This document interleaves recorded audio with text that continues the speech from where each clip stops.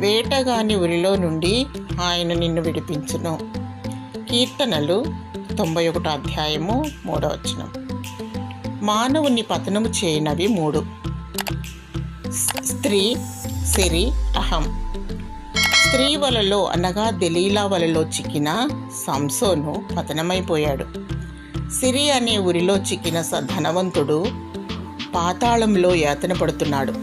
హేరోదు అహంకారముతో విర్రవీగి పురుగులు పడి చనిపోయాడు. దురాశ పాపమును కనును, పాపము పరిపక్వమగును. పాపము వలన వచ్చు జీతము మరణము.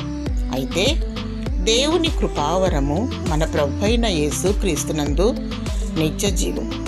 ప్రేమ మోజులో పడి నీవు సమస్యలను తెచ్చుకుంటున్నావు. దైవ చిత్తమును గురించి ప్రార్థించు, వేచి ఉండుము. ఆశతో, దురాశతో, లోభంతో, డబ్బు వ్యామోహంతో పడి ఉరికి గురవుతున్నావు.